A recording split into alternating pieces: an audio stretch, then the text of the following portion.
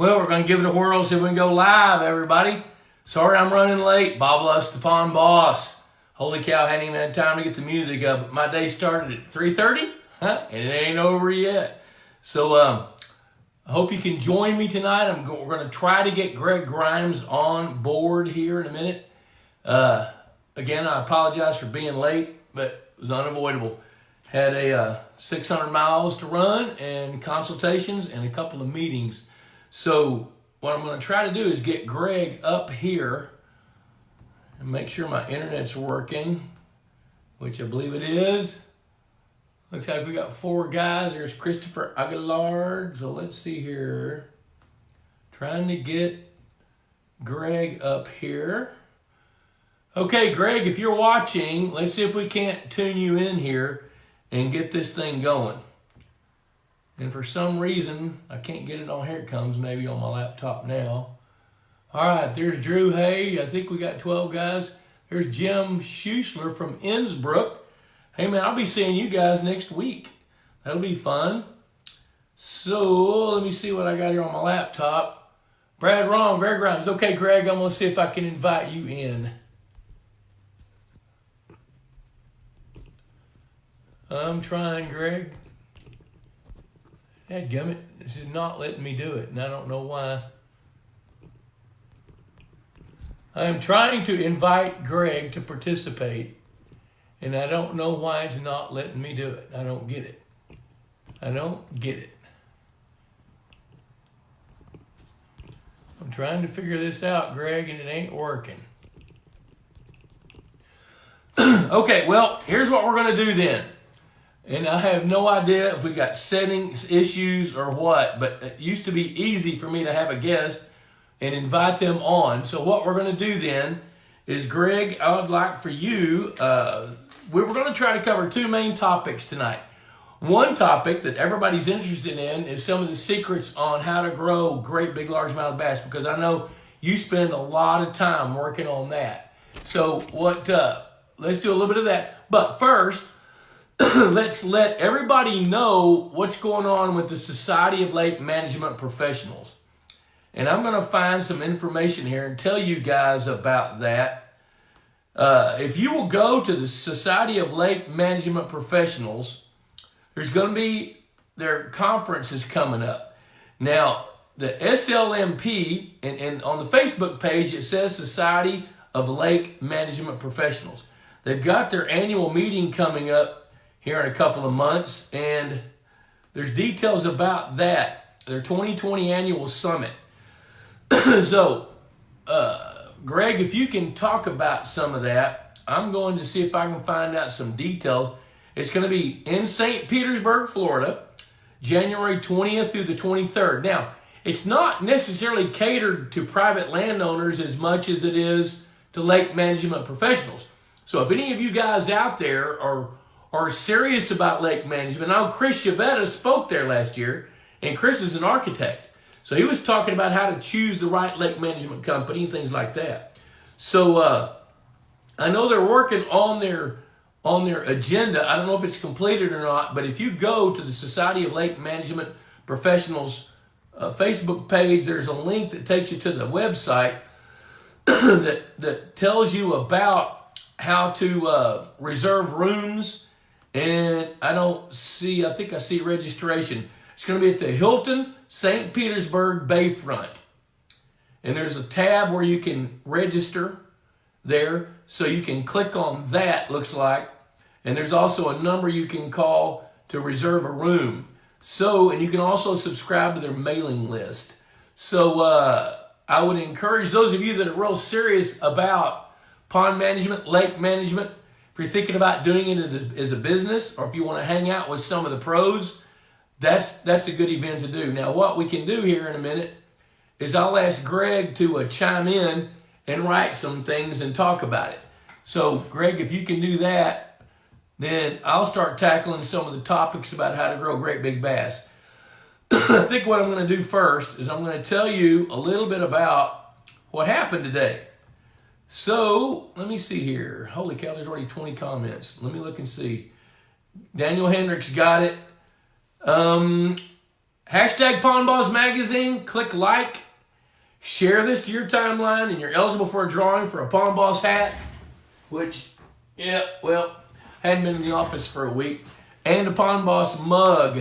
So you guys do that, if you would.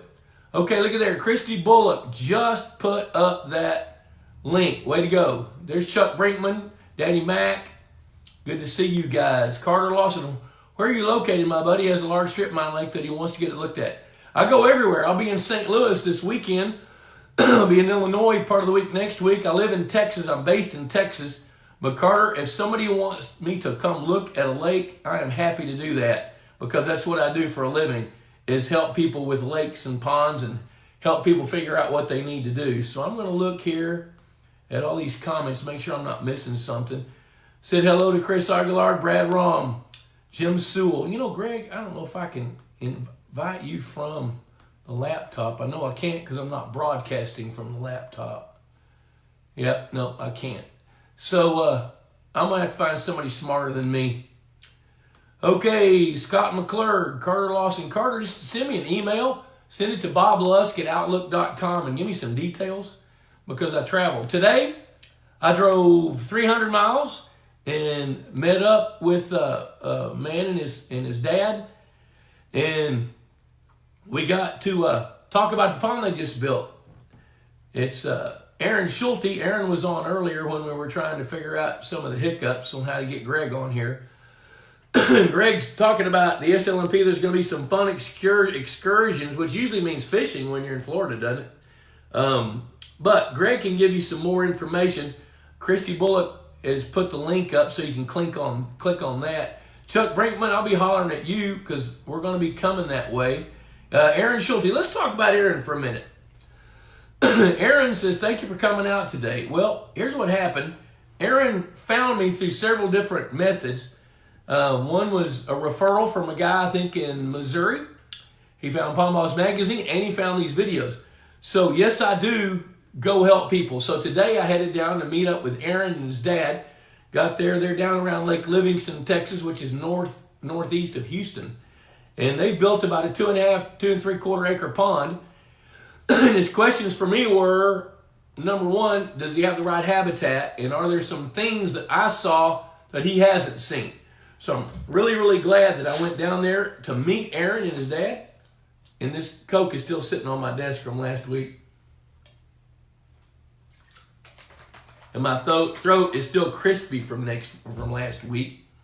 So Aaron and his dad have created a pond that's shaped like a horseshoe, sort of. And in the horseshoe, there's a levee that goes out in T's at the end, like a wooden dock, basically. And on each side, they've got spawning beds and all kinds of really cool underwater artificial habitat to attract bass. One of the things that I told them when I was there is that 90% of the fish like to live in about 10% of a normal lake. But basically what they've done is they've changed those odds. They've created enough habitat in that 2.5+ acre pond that they've eliminated about 2/3 of that 90% that exists in other lakes. Well, what that means is they're going to be able to produce more fish. They're going to be able to grow some bigger fish and have a higher carrying capacity and a higher standing crop than most ponds that are short or lacking in the kinds of habitat that they've got. So to give you something that everybody can benefit from, as Greg puts in some of these things, Greg says excursions mean, yes, fishing, but also a cruise. 3 days for $300 after the summit. Holy cow. You might have just sold me on coming, dude. Over at 12 and hop on a cruise ship at 4 p.m. Huh. Well, that's kind of interesting. Ooh, man, I don't know. We might need to talk about that. So anyway, Wendy, Facebook has recently removed the ability to live stream with friends. You can only do it on Instagram now. Mystery solved. No wonder. So I guess if I'm going to have guests, I got to be sitting beside me, which I don't like that. Yep. Well, let's see. Danny Mack wants to share his maker's mark. It kind of kills the scratches in your throat. But your wife likes your clean breath. Well, you better leave it alone. I hear my wife outside. I took our dog with us today, and she's about ready to get out of that truck like I was. And anyway, talking more about what I saw at Aaron's place today is with the amount of habitat they had, I'm going to describe it. They had a bunch of PVC pipe, like 4-inch PVC pipe, with 1-inch PVC pipe going through it. My wife is sticking her tongue out in the window. And so they've created all this underwater habitat. They've got some big tires, gravel spawning beds with sand. But one of my favorite things is they've got a whole lot of, holy cow, here goes my dog. Hey, girlfriend, come here. Come here, get up here. Say hi to everybody. Look at there, there's girlfriend. Give me kisses. Oh, you're a good girl. So anyway, girlfriend, you're on live broadcast right now. What do you got to say? Huh? Girlfriend. Uh-oh. Better go with your mama. Come on. I'm not just a little disjointed. But what I saw there was they had the bottom of the pond with some ridges, then some drops like creek channels, some underwater humps, some islands underwater. So they had a variety of elevation change in the pond bottom, where most of the time when I see a pond, the bottom of it is just baby butt smooth with smooth slopes. Theirs is not like that. So they not only do they have a variety of elevation changes in the pond bottom, some of them are dramatic. Then they've also got spawning beds. But one thing they didn't have that we talked about that I think is real important is it takes about 10 pounds of bait fish for a game fish to gain 1 pound. Well, in order for a bait fish to grow up and be big enough to be significant, they need to not get eaten too fast. So we discussed them. They've got some yopon. They've got some black locust trees that can be pretty dense, even though they're covered in thorns.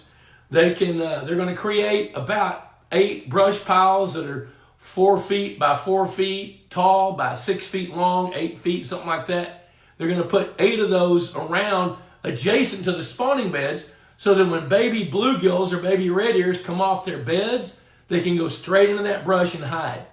If they can live at least 45 days, they'll go from being 12,000 per pound to 30 per pound, and they're much, much more significant.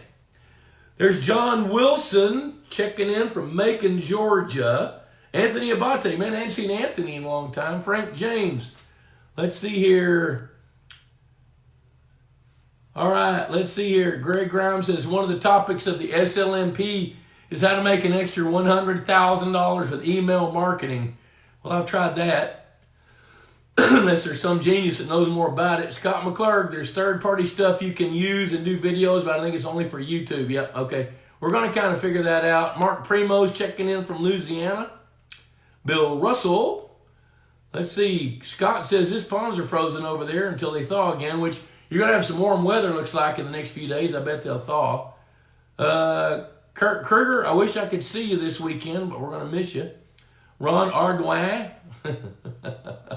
Carter Lawson, okay, we talked. Let's see here. I want to make sure I hadn't missed anything yet. All right. Greg says another topic is creating a succession plan. That's a big deal. If you guys are in business, you need a succession plan. I talked to a guy earlier in the week who's in his late 40s, and he's not started thinking about a succession plan for his business. Man, he needs to. I didn't start really thinking about it until I was in my early 50s, and I'm glad I did. Aaron has already added 3 cribs. Attaboy, you guys were working at it today.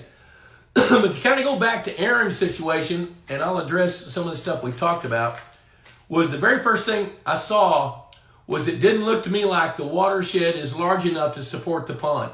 The guys that built it did make it horseshoe shaped, but when the levees came around, where I like to see levees flare out into the fields above so there's more water come in. So part of what they're going to do is measure the size of the watershed, and then they can calculate. Here's something y'all need to write down. If you don't know this, write it down. 1 acre, 1 inch deep is 27,000 gallons of water. And where they are down around the Gulf Coast region of Texas, they need probably 5 acres of watershed to support 1 acre of pond, surface acre. Where I live, it's more like 8 to 1. You go out western Oklahoma or western Kansas, it's 10 or 12 to 1. You get to New Mexico, 30 to 1. So it's all about how much rainfall and how much of that rainfall runs off. Well, what they've got is they've got mostly an open meadow, it's going to be grass, surrounded by pine forest. Well, when I saw the pine forest, I also knew that the soil's got to be mostly sandy with some clay in it and not a whole lot of minerals. So I recommended that they go ahead and put in a couple of tons of ag lime. Because what the ag lime does, here's just a tiny little water chemistry lesson. The thing about water chemistry is we start with pH, but that's not really relevant because the pH is impacted by a bunch of different things. But it's a starting point. If we see a pH of 5.3, we know to look for other things. Most important is how much alkalinity is in the water. Alkalinity is a measurement of calcium carbonate. Calcium carbonate is one form of lime, ag lime or dolomitic lime. So I recommended that they add some lime because the more stable that they can make the water, the happier and healthier their fish are going to be. Somebody's going to make fun of me in a minute because my catchphrase is happy water. You got to have happy water or you're not going to have a good pond. Then the second part of that is good habitat. And like I said, with Aaron and his dad, they've knocked out 80% of the habitat that they want, and they had way more habitat than 95% of the ponds I go look at the first time. Most people add a few things and they think they're done. These guys probably covered 12 to 15% of the pond bottom surface area. And all they got to do is add a little bit more and diversify it by adding some places for fish to congregate. So the two habitat additions I recommended to them is it was obvious they had travel paths going around the pond for fish to go from point A to B to C to D all the way around to Z. Then they've got spawning beds. They were lacking on fish congregation type habitat, which for baby fish, sunfish, little bass, red ears, even fathead minnows, that is something dense like a brush pile. Now they do have some riprap. They're going to add a little bit more riprap, and their riprap is granite looking rock that's about as big as a softball, which is perfect for what they've got. So that's really, really good habitat. Let's see here. I'm going to make sure I'm not missing something here. Tori Rhodes. You know, Tori, you would enjoy this. You really would. Greg says there's going to be a special panel discussion on cyanobacteria impacts on the fishery and how to combat those. That's a big deal right now. Yeah, Fred Bingham's using his wife's phone. Woodford Reserve Double Oak will take care of that cough next week. I kind of got a feeling we're going to do that. Do I need to bring my coat that's been sitting on my desk for about a month? Because I don't have any of that here. There's Stephen Barden. Good to see you, man. Let's see. Scott McClurk says, whenever they thaw, I keep the green laser pointer around to scare off the geese. You know, I bet the geese do come and hit that open water there in Nebraska.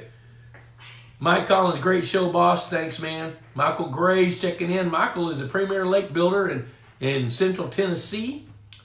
Let's see. Sean McNew is peddling some gizzard shad right now. Greg says, a very cool start to the summit. You'll identify your personality and how to recognize other people's types. Then you'll learn how to more effectively communicate with them. I don't want to know myself better. But I see your point, especially if you're managing people or if you can understand what your clients want. Yep, so Sean's asking, Greg, what's my type? Frank James, stocked rainbow trout for the first time last week, 100 pounds to 10 to 12 inch, 100 pounds to 4 to 5 inch. Assuming I continue reasonable feeding through the winter, how much should they grow? Will the larger ones grow bigger than my 4 to 6 pound largemouth bass can eat? Some of them will. Those 10 to 12 inch fish, and it's going to be somewhat proportional to the amount of food that you feed. So if you feed them all they'll eat, those 10 to 12 inch rainbows by the 1st of April, 3rd or 4th week of March in your part of the planet, over near Longview, Texas, Marshall, Texas, they're probably going to be 1.5 pounds to 2.5 pounds size range. And they're going to be like other fish. Some are feed hogs, some are less feed hogs, but they'll grow a lot. Those 4 to 6 inch, let's see, yeah, the 4 to 6 inch, you got 100 pounds of those. That's a lot. 100 pounds of those probably means 250 fish. I would expect attrition, but the ones that survive will be 8 to 11 or 12 inches by the first part of April. Now, in Northeast Texas, where you are, Deep East Texas, they're going to feed actively until about the 3rd or 4th week of April, and then they're going to slow down. And around Memorial Day weekend is when they die. So you need to be actively harvesting some of those fish, I'm going to say by late March, early April. And if you catch one big enough to eat now, I'd do it.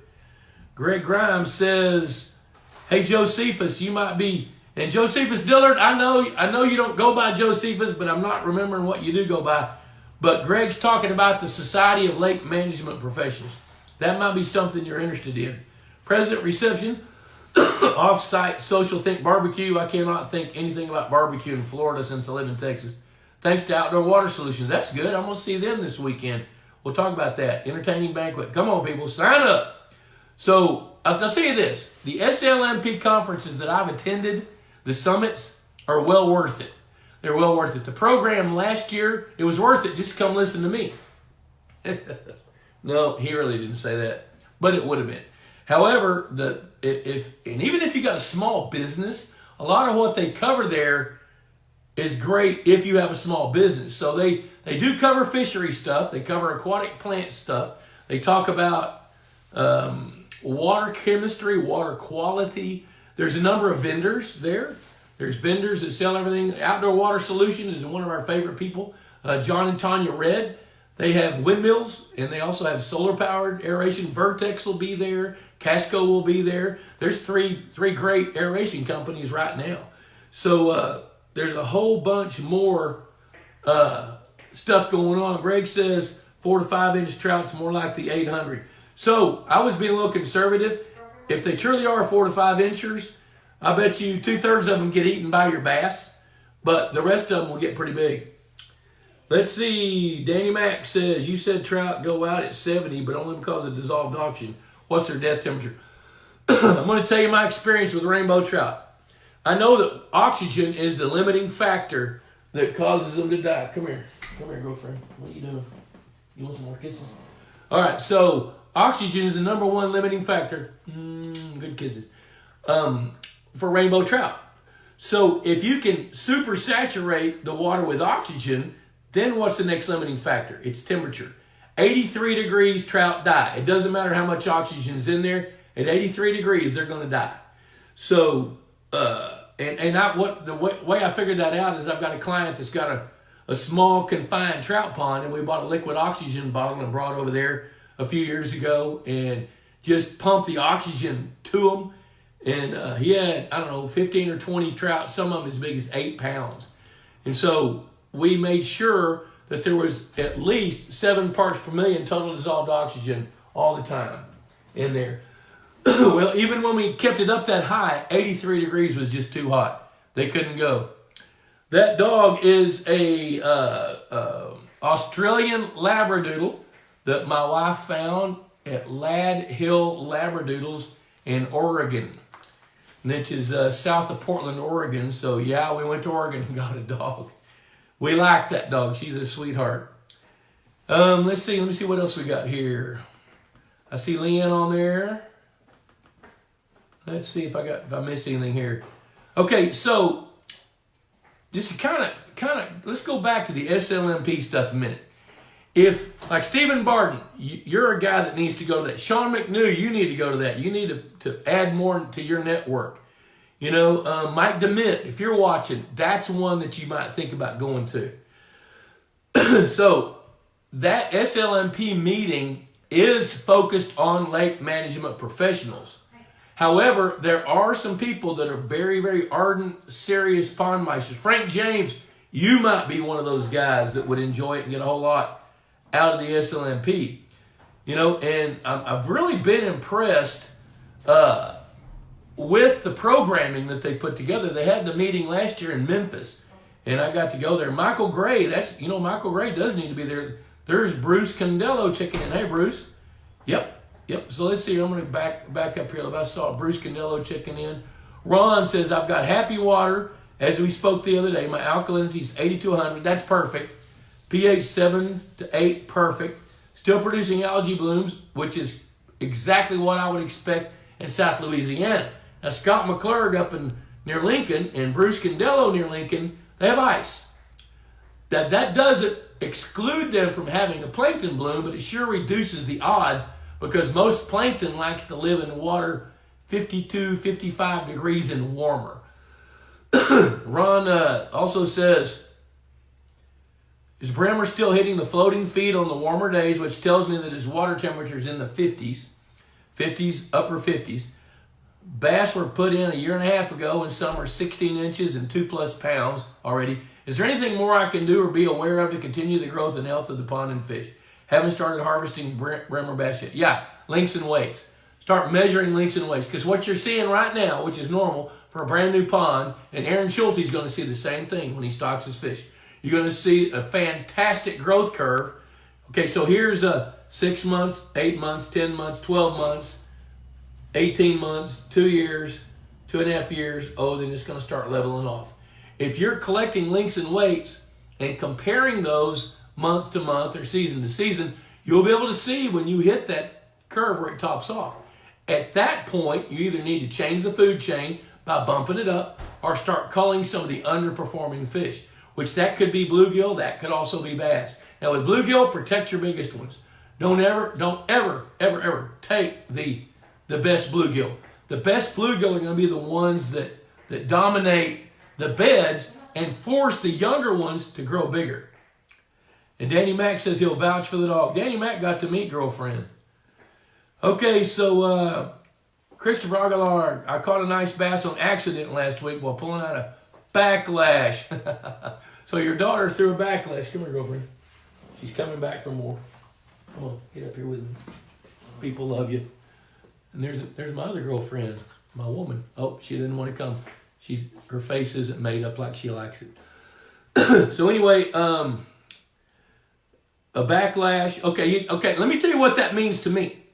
When you caught a big bass with a backlash, you're fishing slow. Every professional angler you ever talk to says this time of year you got to fish slow. And if you think you're fishing slow enough, slow down. Oop, there she goes. Which, when you're pulling out a backlash, you are slow. And that's what happens when you're fishing slow. Let's see here. Aaron Schulte, how many copper-nosed red ear and pounds of fatheads do we need? You know what? You and I need to have, that's going to be part of the next part of the onion that we peel back. Now, the number of fish that you stock is going to be pretty much contingent on your timeline and your goals. So if we were just talking about a normal pond, I'm going to tell you 1,000 bluegill per acre, 250 red ear, and about 10 pounds of fatheads. But Aaron, knowing that your main goal is to grow some big largemouth bass, I'm going to tell you to bump those numbers up and get a variety of sizes, because I think you need to have some bluegill once your pond gets full of water that can begin to reproduce quickly. So you're going to want 3 different sizes in your pond.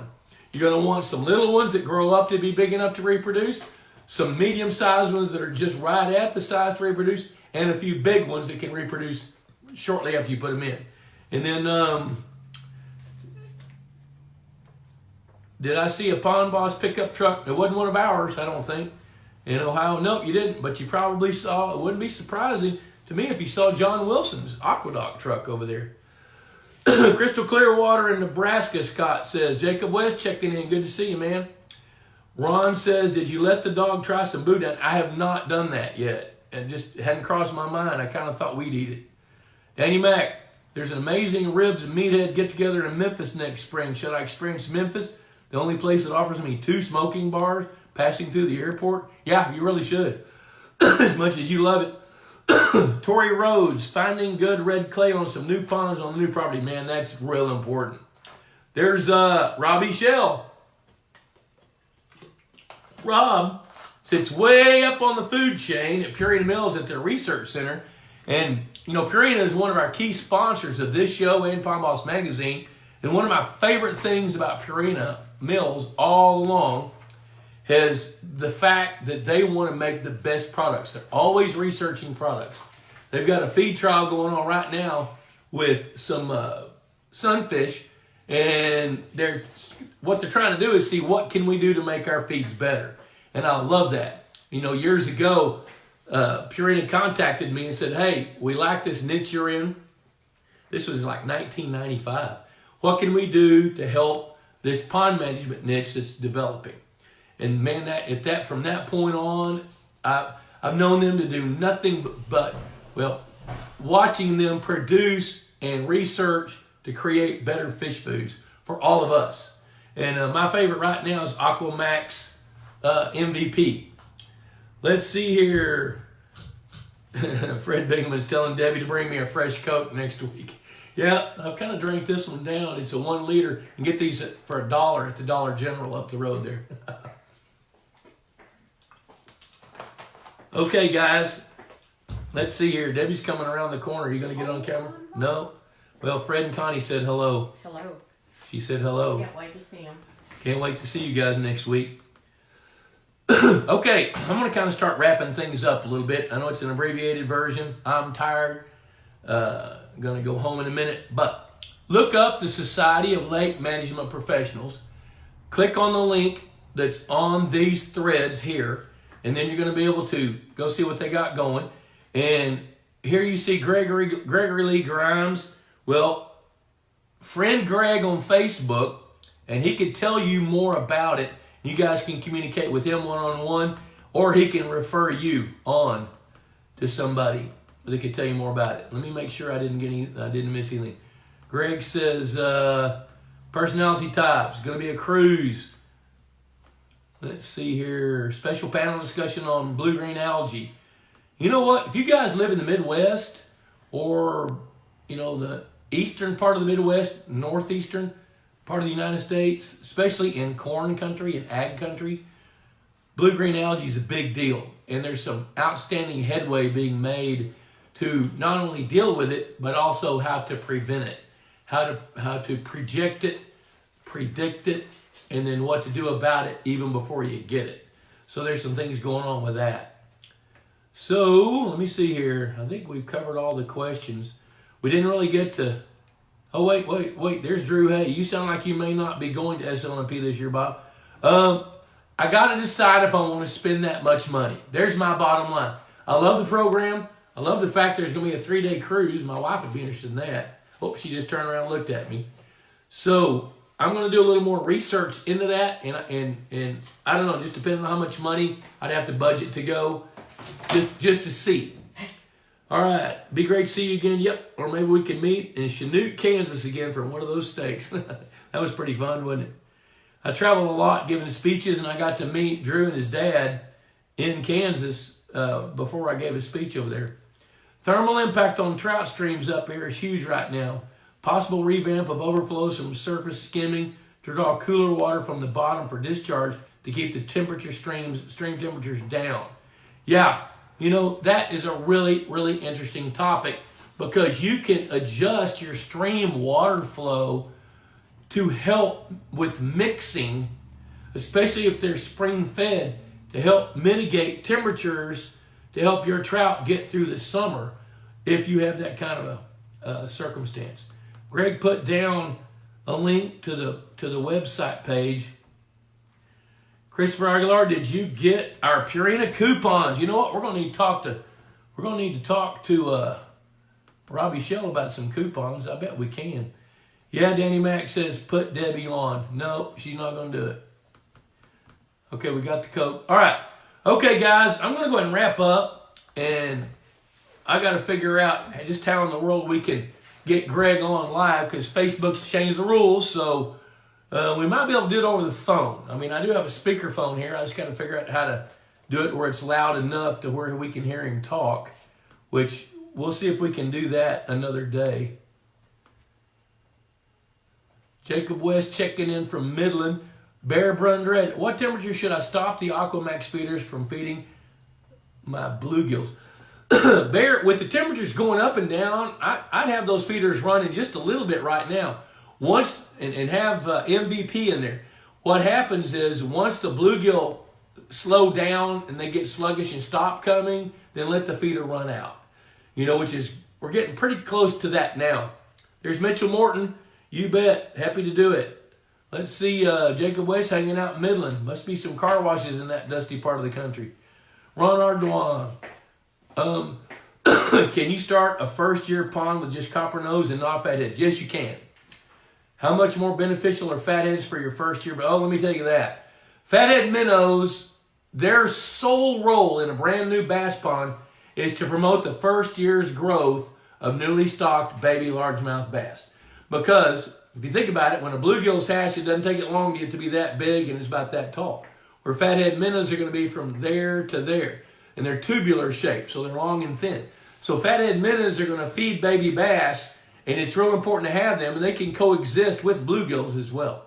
So I do both. I think it's important to have both. Fathead minnows live in a little bit different niche. They're slow moving. They're going to be the fish that jumpstart your bass. So when you stock fingerling bass from 2 inches to say 5 inches long in the spring, the fathead minnows are going to be the boost they need to get to be 8 to 10 inches as they start feeding on bluegill at that point. Greg says, thank you. You're welcome. I wish we could get you on here live, but it looks like Facebook changed the rules. Girlfriend, you're not eat that squirrel's tail. Get out. I love that dog. She's over there trying to eat the squirrel's tail over here. So, if you guys have more questions, just pitch them up here. Get out. Go. Go from here. I love that dog. So, guys, I've enjoyed it. And until, hey, next Wednesday, I'll be broadcasting live from Brownstown, Illinois at Deer Park Industries over there with Fred Bingaman.